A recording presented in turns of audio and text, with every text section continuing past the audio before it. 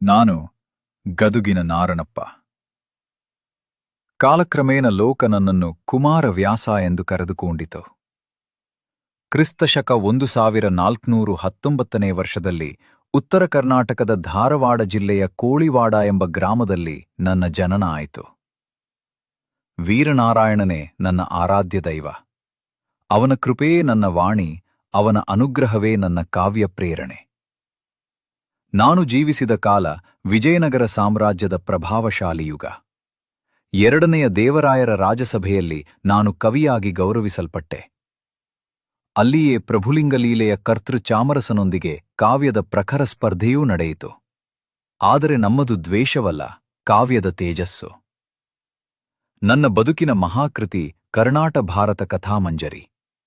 ಲೋಕ ಇದನ್ನು ಗದುಗಿನ ಭಾರತ, ಕುಮಾರವ್ಯಾಸ ಭಾರತ ಎಂದು ಪ್ರೀತಿಯಿಂದ ಕರೆಯಿತು. ವೇದವ್ಯಾಸರ ಸಂಸ್ಕೃತ ಮಹಾಭಾರತವನ್ನು ನಾನು ಕೇವಲ ಅನುವಾದಿಸಲಿಲ್ಲ, ಕನ್ನಡದ ಹೃದಯಕ್ಕೆ ಅದರ ಆತ್ಮವನ್ನು ಇಳಿಸಿದೆ. ಭಾಮಿನಿ ಷಟ್ಪದಿ ಛಂದಸ್ಸಿನಲ್ಲಿ 10 ಪರ್ವಗಳವರೆಗೆ, ಗದಾಯುದ್ಧದ ಅಂತ್ಯದವರೆಗೆ ನನ್ನ ಭಾರತ ಹರಿಯಿತು. ರಾಜನು ವೀರರಸವನ್ನು ಆಸ್ವಾದಿಸುವ, ಬ್ರಾಹ್ಮಣನು ವೇದಾರ್ಥ ಸಾರವನ್ನು ಕಾಣುವ, ಸಜ್ಜನನು ಪರಮತತ್ವವನ್ನು ತಿಳಿಯುವ ಅಂಥದು ನನ್ನ ಭಾರತ. ನಾನಲ್ಲ ಕವಿ, ನಾರಾಯಣನೇ ಕಾವ್ಯದ ಕರ್ತೃ.